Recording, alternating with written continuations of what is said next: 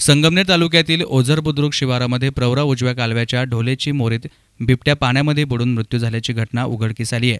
सध्या प्रवरा उजव्या कालव्यास रोटेशनचे पाणी सुरू असून ओझर बुद्रुक शेडगाव रस्त्यावर गबाजी किसन खेमनार यांच्या क्षेत्रालगत प्रवरा उजव्या कालव्याच्या ढोले मोरीत शिकारीच्या नादात आणि पाण्याचा अंदाज न आल्यानं पाण्यात बुडून मृत्यू झाल्याचा अंदाज वर्तवला जातोय।